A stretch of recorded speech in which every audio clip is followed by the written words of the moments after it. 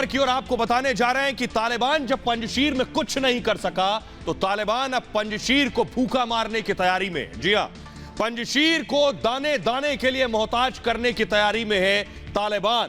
दरअसल आपको बताऊं कि तालिबान की कोशिश यह है कि गोलियों के सहारे जब नहीं जीत सका पंजशीर से तो अब दाना पानी बंद कर देगा पूरी तरह से। दूसरी तस्वीर मैं आपको दिखाऊंगा मसूद के लड़ाकों के लिए तालिबान की यह साजिश है। देखिए जरा तस्वीरें, पंजशीर की मैं तस्वीरें दिखा रहा हूं। देखिए कैसे लोग घर को छोड़कर निकल रहे हैं, घर से भागते हुए नजर आ रहे हैं इस तस्वीर में। यह तस्वीर जो मैं आपको दिखा रहा हूं पंजशीर घाटी की तस्वीर, अगर ध्यान से देखें पहाड़ी के चारों तरफ लोग निकल कर जा रहे हैं। इन तस्वीरों में आप ये देख पा रहे हैं, ये देखिए जरा, ये जो आप गाड़ियों का काफिला देख रहे हैं ये वही काफिला है। तो कैसे लोग भागने की कोशिश कर रहे हैं तस्वीरों में मैंने आपको दिखाया। जरा रिपोर्ट देखिए, मसूद के लड़ाकों को दरअसल मारने की साजिश है, वो भी भूखा मारने की। ये रिपोर्ट देखिए।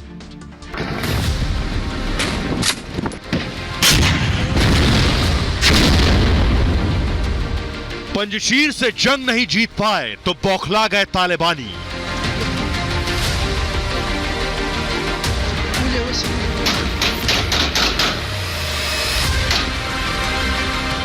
मसूद के लड़ाकों को अब भूख से मारने की तैयारी।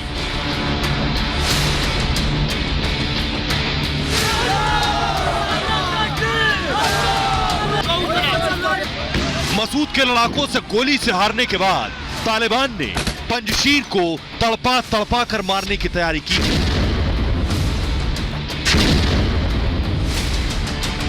तालिबान मसूद और साले के लड़ाकों तक खाना पानी नहीं पहुंचने दे रहा। तालिबान पंजशीर को भूखा मारना चाहता है। पंजशीर में घुसने वाले हर रास्ते को तालिबान ने सील कर दिया है। दाना पानी घाटी तक नहीं पहुंच पा रहा। तालिबान ने किया पंजशीर का दाना पानी बंद।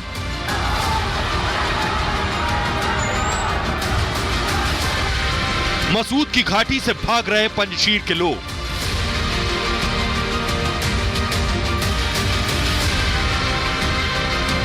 यही वजह है पंजशीर के लोग घर छोड़कर भागने को मजबूर हैं। यह तस्वीर घाटी की है जिसमें दिख रहा है लोग अपने घर परिवार के साथ सब कुछ छोड़कर भाग रहे हैं।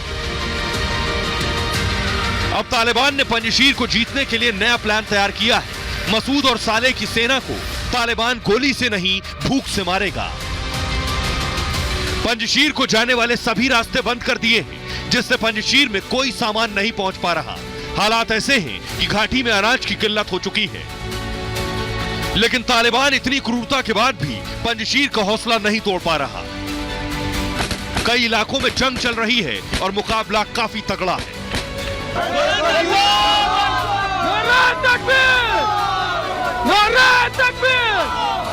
सोचिए जरा, तालिबान लड़ नहीं पा रहा तो पंजशीर में क्या कर रहा है। आइए अब आपको बताने जा रहा हूं पंजशीर की ग्राउंड रियलिटी क्या है। इस वक्त पंजशीर में क्या हो रहा है देखिए जरा। सब कुछ बंद कर दिया है तालिबान ने, सड़कें बंद कर दी हैं चारों तरफ से। पंजशीर के आसपास की पूरी सड़कों को सील कर दिया है। पंजशीर में कोई अगर अंदर घुसना चाहे तो वो पंजशीर के अंदर दाखिल नहीं हो सकता। इतना ही नहीं, पंजशीर के लोग अगर बाहर जाना चाहें तो अब उनके लिए भी पूरी तरह से प्रतिबंध है और अगर उन्हें किसी पर शक होता है तो उसे जान से मार देते हैं। सप्लाई लाइन पूरी तरह से काट दी है। पंजशीर को सप्लाई होने वाली हर चीज इस वक्त प्रतिबंधित है।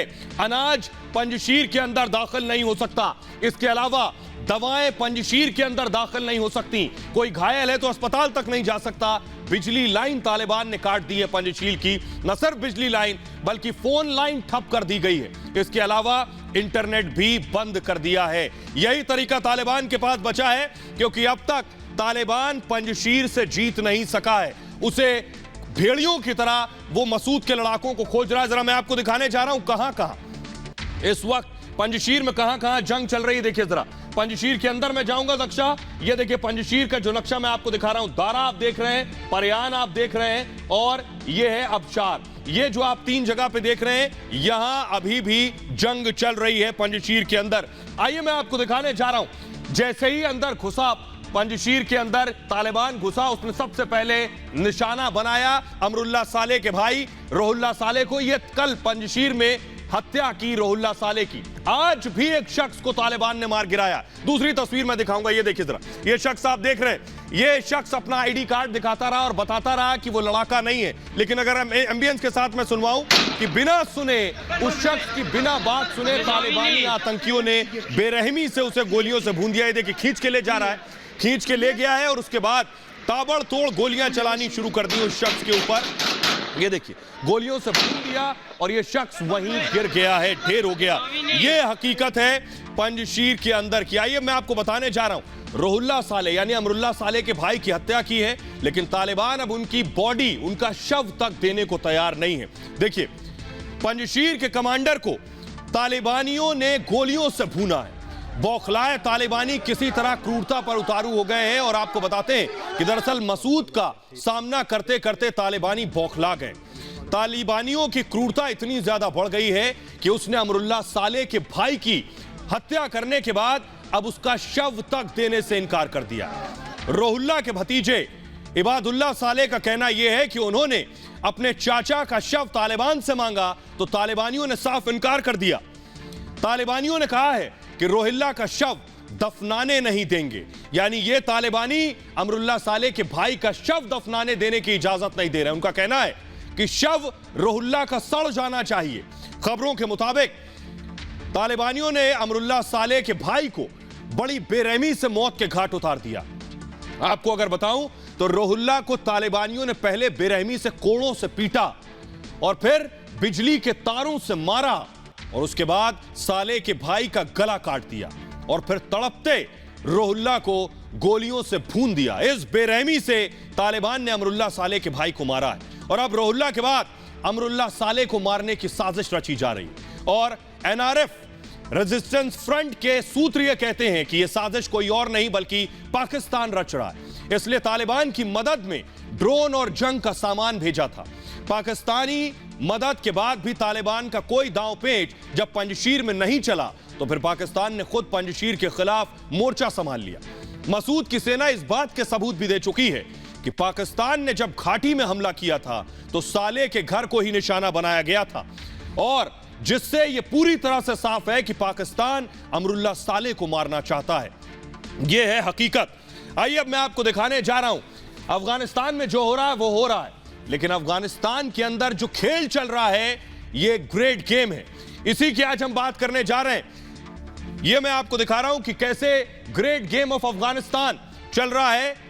ये इसमें कौन कौन से देश शामिल है सबसे पहले आपको बताऊंगा। आपको सिर्फ अफगानिस्तान अभी नजर आ रहा है कि अफगानिस्तान के अंदर सब कुछ ठीक नहीं है, लेकिन अफगानिस्तान की हकीकत मैं आपको बताऊं कि कैसे ब्रिटेन और रशिया, दूसरी तस्वीर मैप में दिखाऊंगा कैसे ब्रिटेन और रशिया दरअसल अफगानिस्तान में अब तक घुसने के लिए, और एशिया जरा देखिए पहले नक्शा में दिखाता हूं। ये ब्रिटेन का मैप आपको नजर आ रहा है और ये अफगानिस्तान का नक्शा मैं आपको दिखा रहा हूं और ये आप रूस देख रहे हैं। अगर मैं इसको इन तीनों नक्शों को एक साथ दिखाऊं तो देखिए जरा, ये अफगानिस्तान पीले रंग से, ये रूस आप देख रहे हैं और ये ब्रिटेन आप देख रहे हैं। बताने का मकसद सिर्फ ये है कि अफगानिस्तान पर और आसपास के इलाकों पर यानी सेंट्रल एशिया पर, मध्य एशिया पर अपना अधिकार, अपना नियंत्रण जताने के लिए सालों से ब्रिटेन और रूस आमने सामने रहे हैं। ये एक हकीकत है, लेकिन अब तक ये दोनों सामने थे, लेकिन इसके बाद 10 और देश कैसे एक साथ और सामने आ गए ये आपको बताने जा रहे हैं। आइए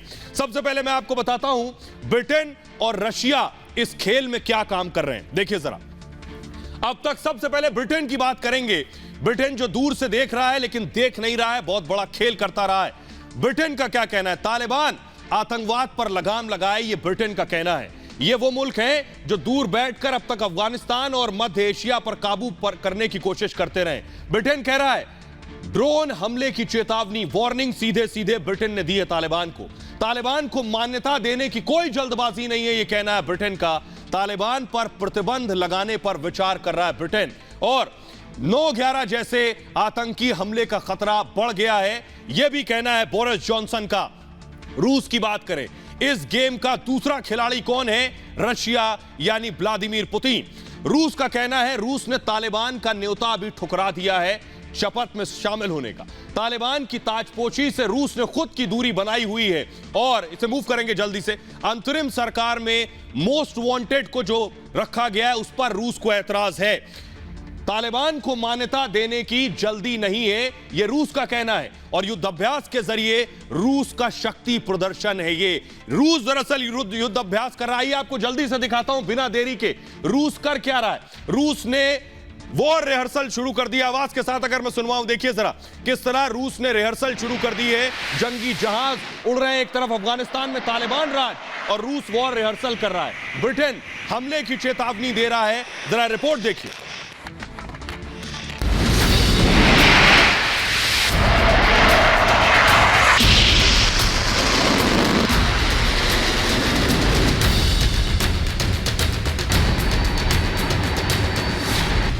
अफगानिस्तान में द ग्रेट गेम शुरू।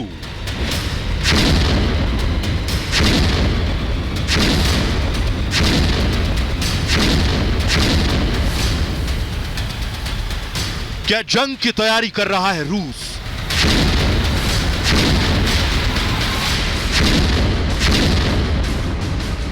क्या तालिबान पर हमला करेगा रूस?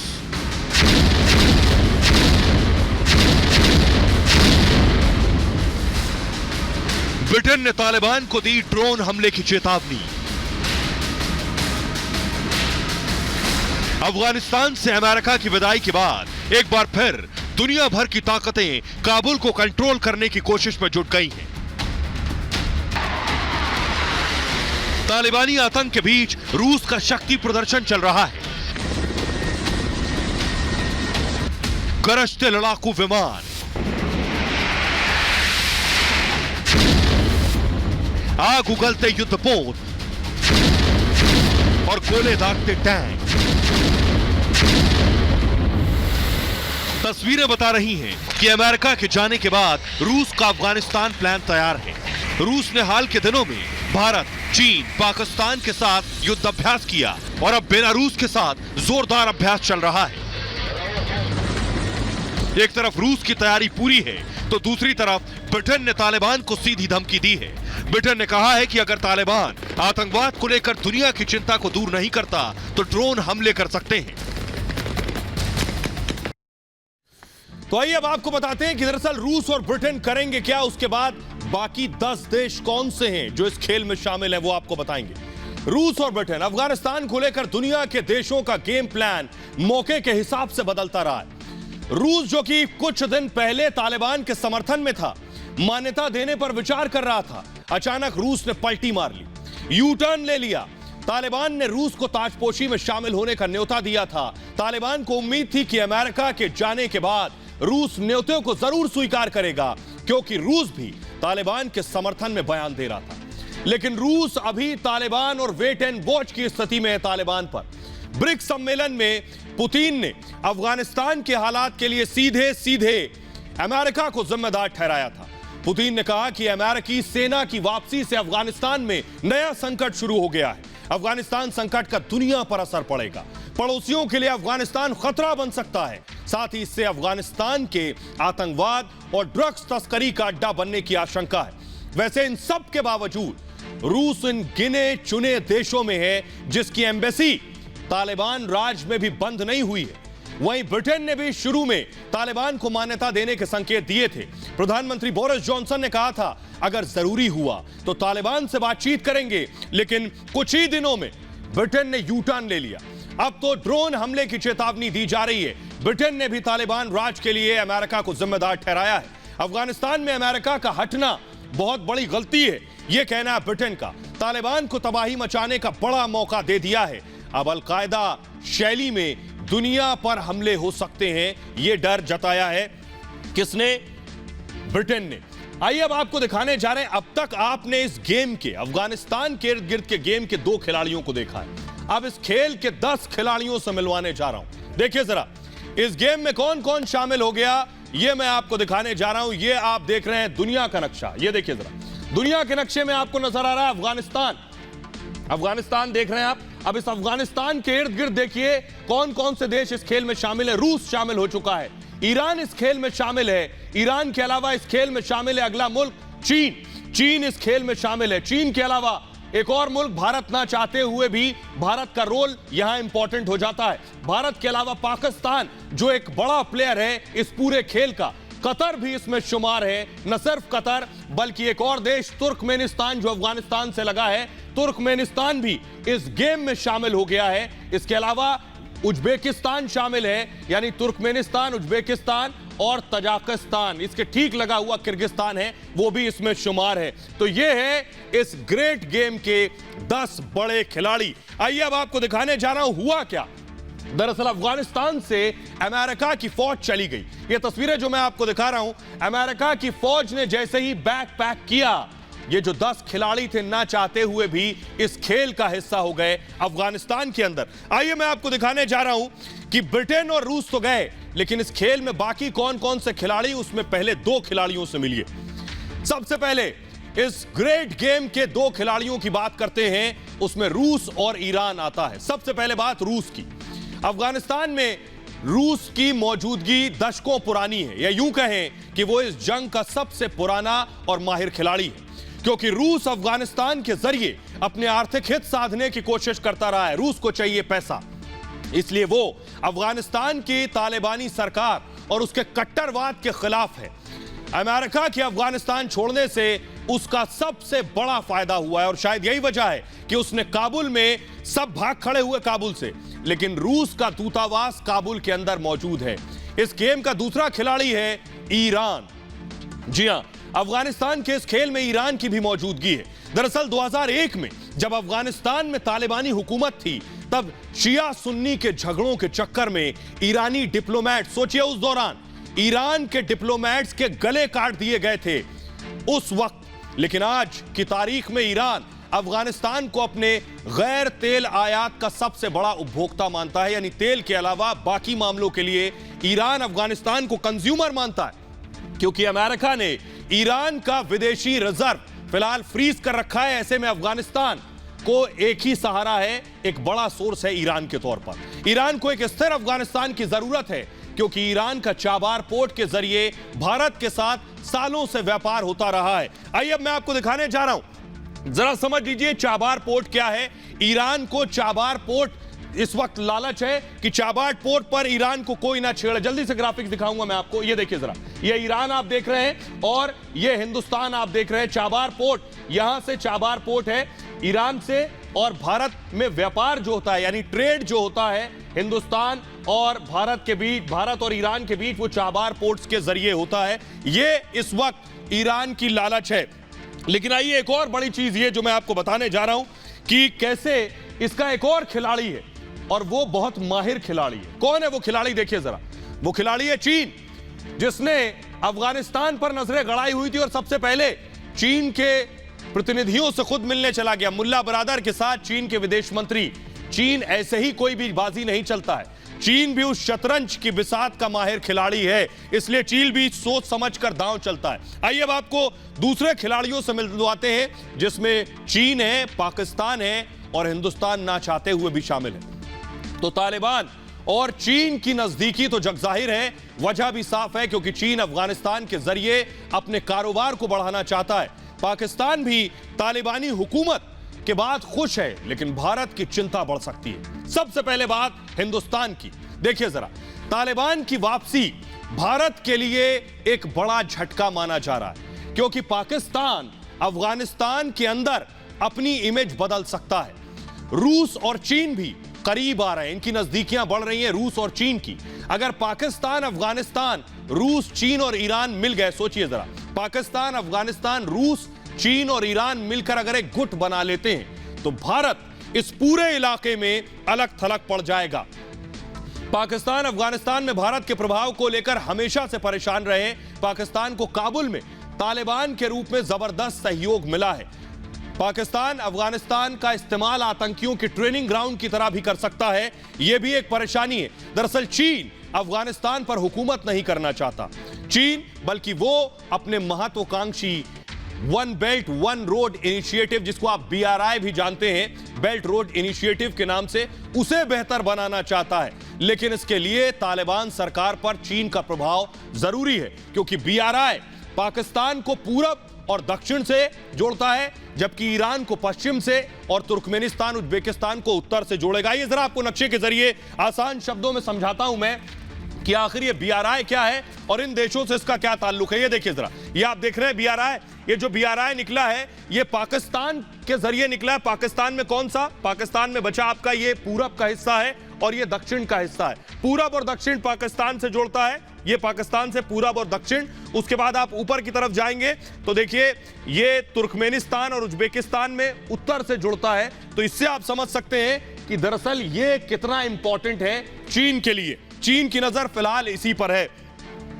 आइए अब मैं आपको दिखाने जा रहा हूं कि भारत और चीन क्या आमने सामने होंगे, क्योंकि इस इलाके में सबकी नजरें या हिंदुस्तान की तरफ हैं या चीन की तरफ हैं। चीन अगर तालिबान अफगानिस्तान के साथ है और पाकिस्तान के साथ है तो हिंदुस्तान को भी मजबूत होना होगा सैन्य ताकत के लिहाज से। जरा देखिए, मैं आपको बहुत एक्सक्लूसिव ग्राफिक्स दिखाने जा रहा हूं जिसमें आप देखेंगे भारत और चीन की ताकत क्या है। देखिए जरा, चीन के पास 21,85,000 सैनिक है लगभग, तो भारत के पास 14,50,000 सैनिक हैं। ये दोनों मुल्कों की ताकत है सैनिक के लिहाज से।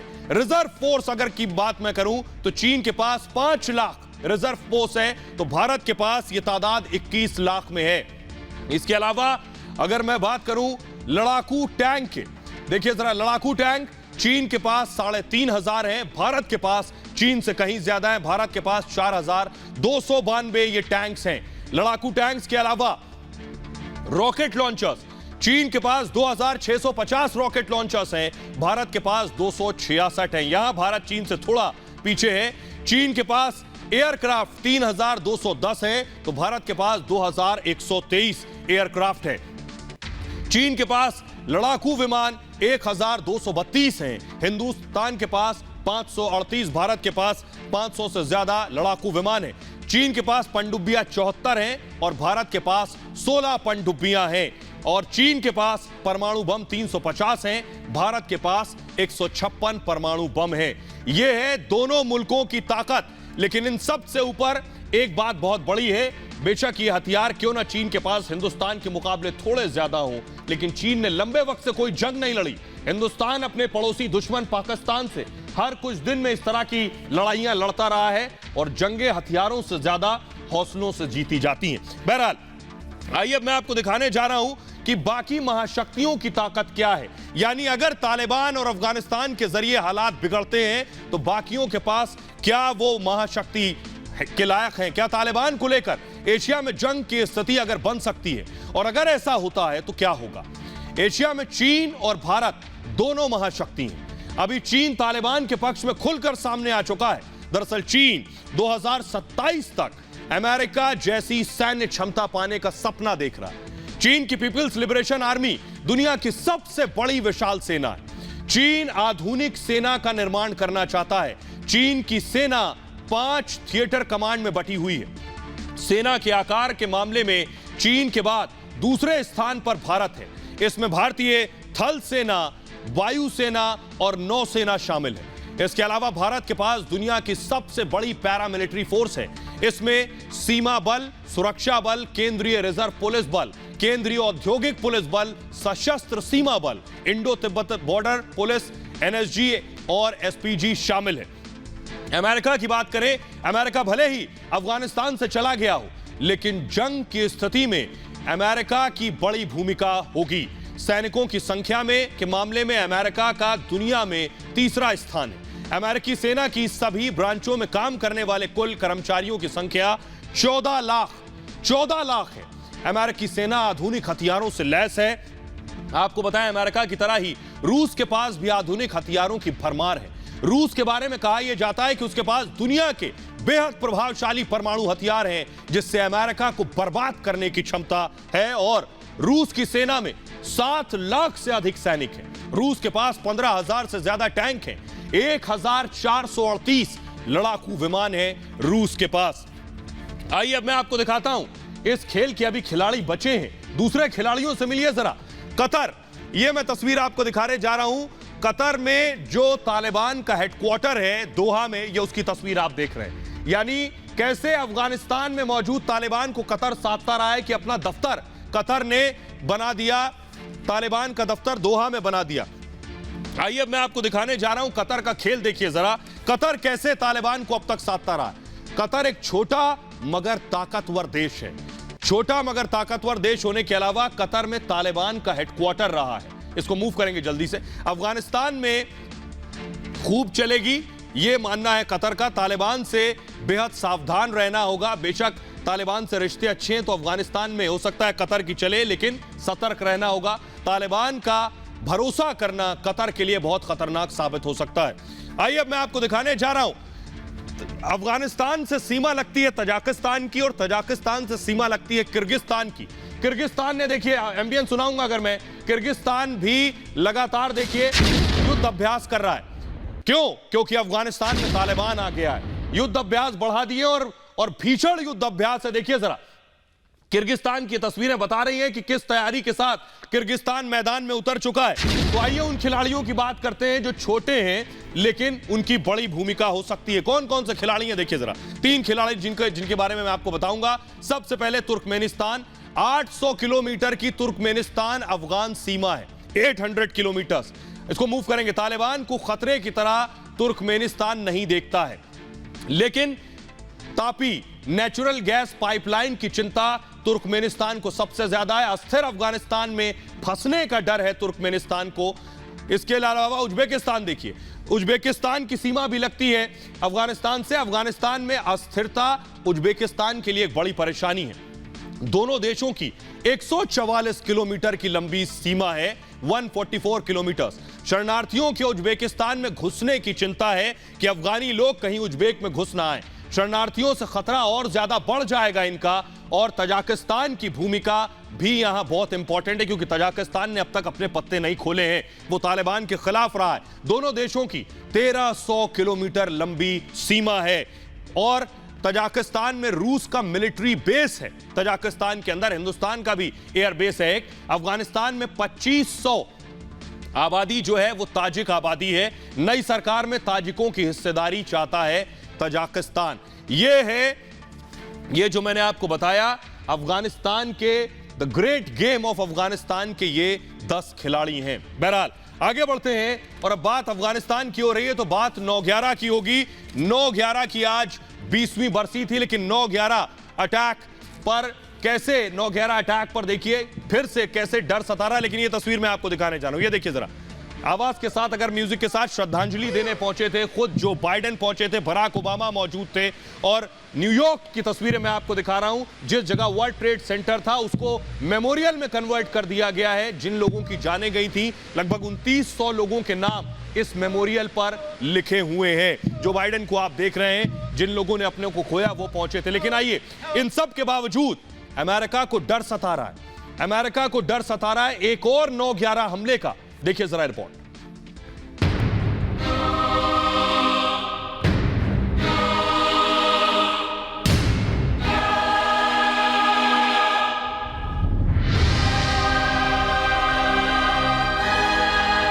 खौफ में जी रहा सुपर पावर।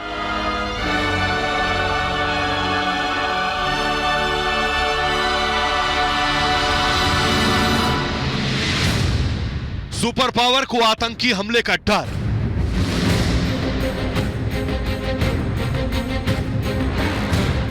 बीस साल बाद भी खौफ में अमेरिका।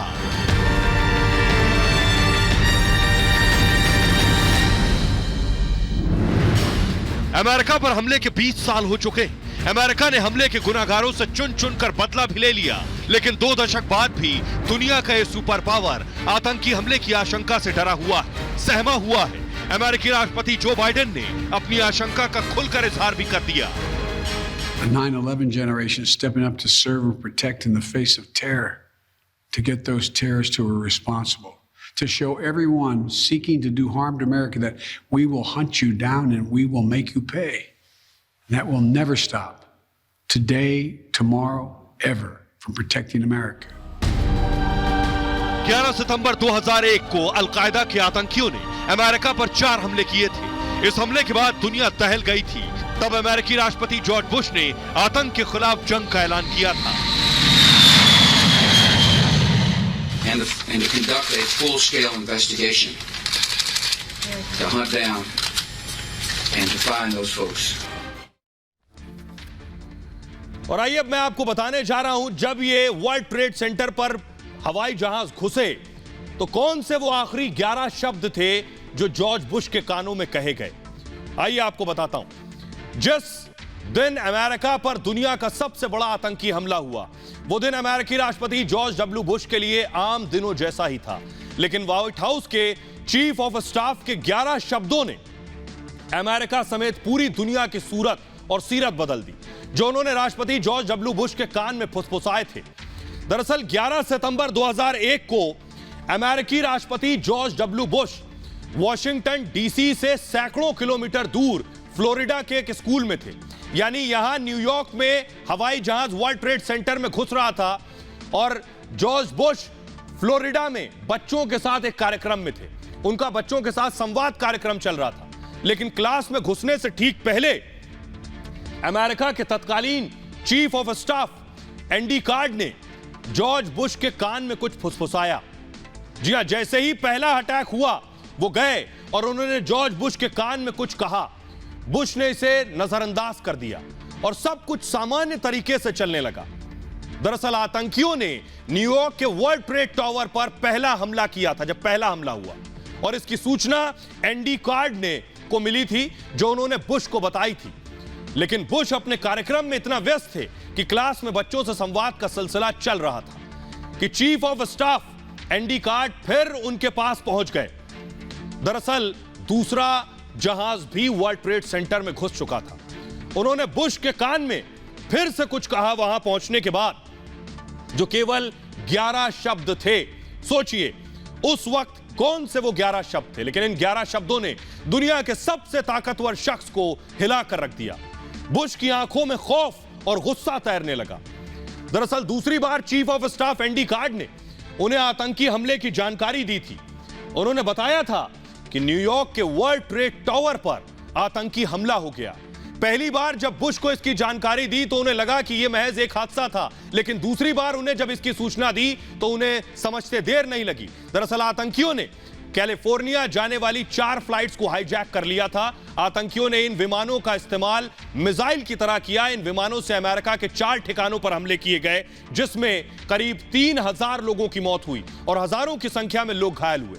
उन दिनों को याद करके अमेरिका के तत्कालीन chief of staff Andy card कहते हैं, मैं राष्ट्रपति बुश को सूचना देकर पीछे हट गया। यह एक असाधारण मैसेज था। मैं बच्चों के सामने ज्यादा कुछ नहीं बोल सकता था, लेकिन वो सब कुछ समझ चुके थे।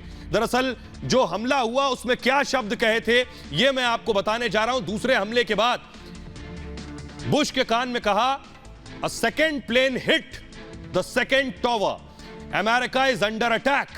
मतलब एक दूसरा प्लेन दूसरे टावर से टकरा गया है, अमेरिका पर हमला हुआ है। ये थे वो 11 शब्द, क्योंकि पहली बार ऐसा लग रहा था एक हादसा है, दूसरे बार में पता चला कि यह आतंकी हमला है। बहरहाल ये भारत की बात है। मैं इतना ही, अपना बहुत ख्याल रखिए। एक छोटे से ब्रेक के लिए रुक रहे हैं, लौट रहे हैं कुछ और बड़ी खबरों के साथ।